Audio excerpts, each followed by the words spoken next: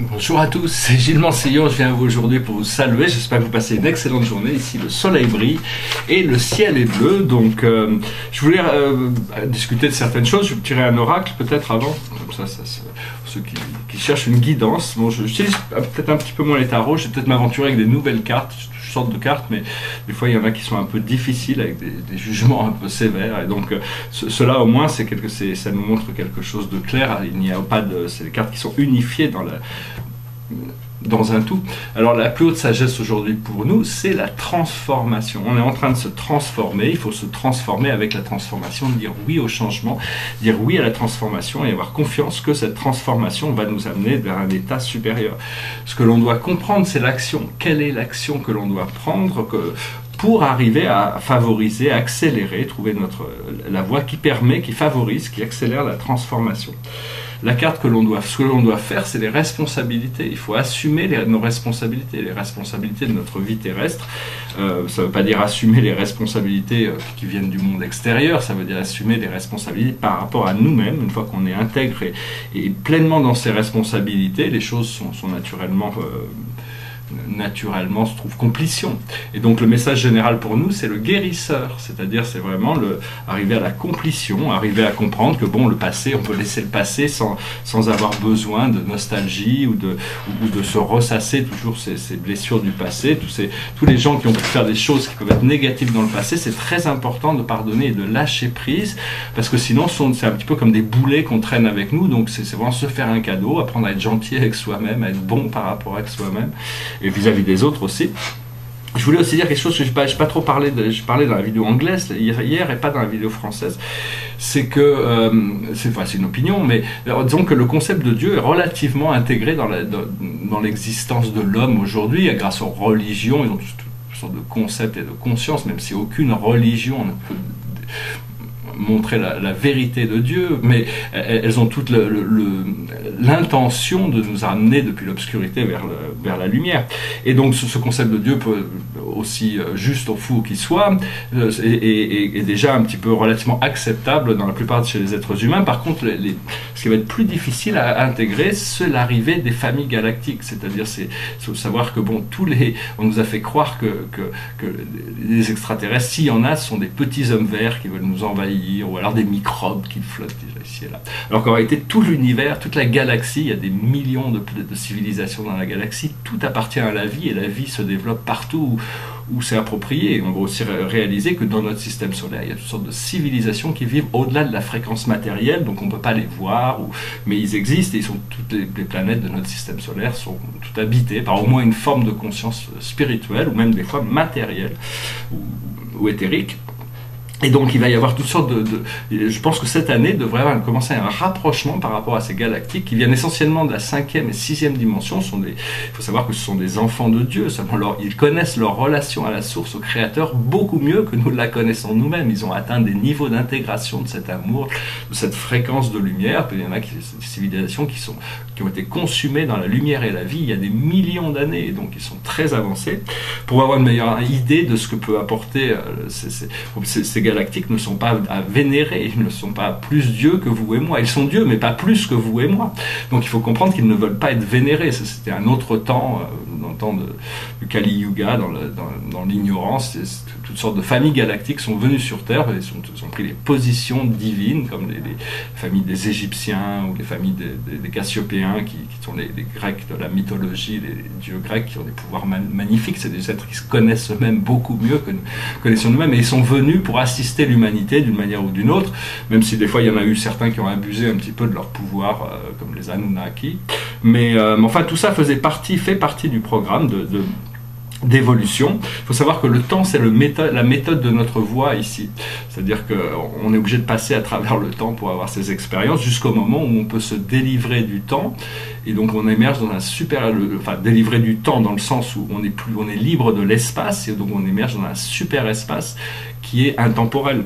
Donc c'est-à-dire que l'histoire de la vie au départ elle est éternelle, mais à partir du moment où on s'engage dans le temps, on devient des êtres du temps, notre conscience est conditionnée par le temps, l'espace, les situations, Mais le chemin de la vie, quand on recherche l'ascension, il commence dans le temps, mais il finit dans l'éternité. C'est-à-dire comprendre que l'éternité, ces dimensions éternelles, sont beaucoup plus agréables à vivre que dans la matière. Aussi magnifique qu'on peut créer notre vie dans la matière, au bout de 1000 ans, 10 000 ans, on en aura marre, on va retourner, quoi. Même si on pouvait vivre aussi longtemps qu'on le voudrait, dans toutes les meilleures conditions possibles, c'est juste une expérience. Et donc savoir que notre vraie demeure est dans les mondes spirituels, on n'a jamais vraiment quitté, mais on en a perdu la mémoire. Donc on est en train de réactiver certaines de ces mémoires, de cette question. Il faut vraiment aussi apprendre à essayer, si possible, d'oublier les comment, c'est-à-dire de savoir ce qu'on veut, mais pas le comment ça va se passer. C'est une autre histoire. Il faut avoir la confiance, parce que à l'intérieur de nous, il y a une force qui a tout créé, donc tout est possible. Pour Dieu, tout est simple. Mais généralement, on essaye d'aller de A à Z, et on a l'impression qu'il faut passer par tout l'alphabet, alors qu'on peut aller directement de A à Z sans passer par le B ou le C. Et ce qu'il faut, c'est parce que bon, il y a toutes sortes de choses qui... il est bien de laisser la vie nous montrer le chemin, quoi. Au moins, plus on enlève la résistance, parce que tout est en résistance sur Terre. La Terre est constamment, tout est en résistance. Les cellules, les atomes, tout ce qui est particules de matière a besoin d'une résistance pour créer ce champ gravitationnel. Donc, à partir du moment où on laisse la résistance, on se sépare progressivement du monde matériel, et notre conscience prend une position beaucoup plus éthérée à l'intérieur de la réalité. Voilà, parce que quand on a aussi, quand on est prendre une sorte d'exemple métaphorique, c'est-à-dire que quand la vie sur Terre, c'est comme si on est sur le chemin de la route de la vie, mais on a une voiture qui tombe toujours en panne, qui pollue, c'est-à-dire le rythme de vie des êtres humains. Des fois, ils tombent malades, la voiture tombe en panne. Mais quand on passe dans l'ascension, on se reconnecte avec un point de lumière. C'est un petit peu comme si sur la route, on était en Ferrari ou en Rolls-Royce, conduit par Dieu lui-même. Et donc, c'est vraiment, mais ça reste un voyage. C'est-à-dire qu'à la fin, on pose la voiture et puis on retourne, on rentre chez soi. Donc, c'est vraiment de savoir que bon, ce voyage de la vie, il faut le rendre le plus agréable possible, et aussi comprendre que Gaïa, la mère Terre, notre plan d'évolution est un point universel, focal, parce que l'ascension de notre mère Terre va avoir une influence capitale sur toute notre galaxie et notre univers. C'est-à-dire que beaucoup de problèmes galactiques vont pouvoir se résoudre par la manière dont nous, l'humanité, allons pouvoir résoudre certains problèmes, comme notre principal problème étant le paramètre d'Orion, ce désir de conquérir, d'obtenir par la force les choses. Mais en Orion, ils ont déjà résolu ce problème. C'est juste que bon, tous ceux qui n'étaient pas prêts à résoudre ce problème à la fin de des guerres galactiques sont venus d'Orion et ont envahi les pochettes d'obscurité où ils pouvaient encore pour arriver à continuer leur programme de contrôle. Mais bon, tout ça, c'est vraiment fini. Hein, c'est vraiment... c'est toujours comment on encadre la situation, c'est changer de cadre, c'est-à-dire arriver de l'âge du poisson où tout est encadré à travers une dans une voie linéaire jusqu'à la voie de l'âge du Verseau où on est vraiment libre, on sort de la boîte, on n'est plus du tout dans l'adoration des formes, du glamour, de toutes ces choses-là. On n'est plus à la recherche d'une lumière extérieure pour nous sauver. On a déjà cette connexion intérieure, et juste cette connaissance de savoir qu'on a cette connexion intérieure, d'avoir confiance dans ce développement, inévitablement nous libère de manière essentielle. Voilà, donc je voulais aussi brièvement venir saluer toutes ces divinités qui ont participé à cette vidéo, parce que c'est un tableau d'astronomie, hein, il y a une centaine de planètes, mais chacune de ces planètes a un symbole et un nom, et les symboles cachent des vérités conscientes de divinités qui existent dans le cosmos, que l'on ne connaît pas encore.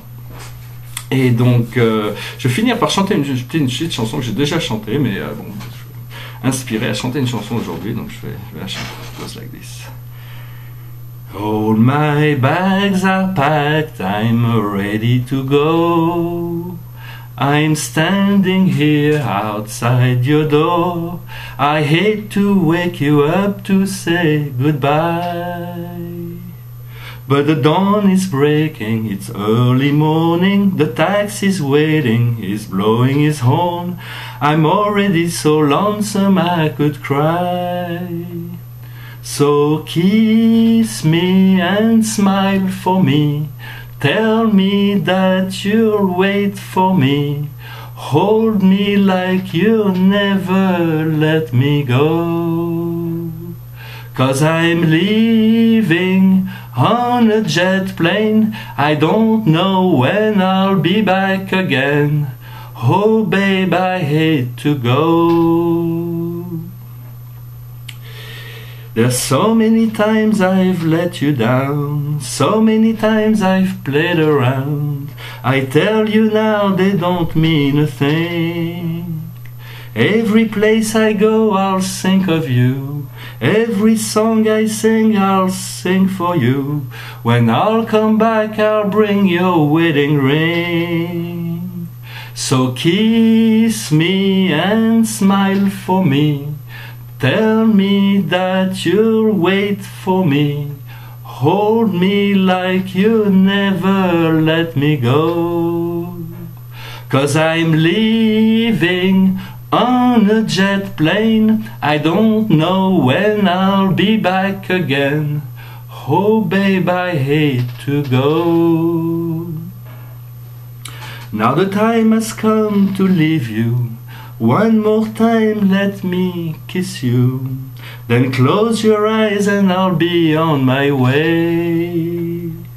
Dream about the days to come, when I won't have to live alone, the day when I won't have to say. Kiss me and smile for me. Tell me that you'll wait for me. Hold me like you'll never let me go.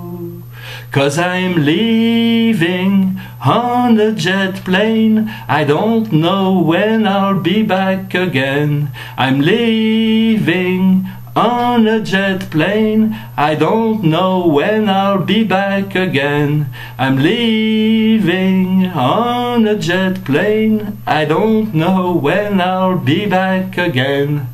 Oh babe, I hate to go.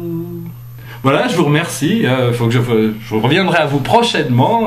Je vous remercie pour tous vos commentaires, vos likes, vos partages. Et je voulais aussi, ça sera toujours un plaisir si vous avez l'occasion d'être en Normandie, donnez-moi un coup de fil, ça me fera plaisir de prendre le thé pour se rencontrer. Ou bientôt je pourrai voyager, donc je pourrai commencer à faire plus de communication personnelle à travers ces voyages. Voilà, je vous dis à très bientôt. Au plaisir, namasté.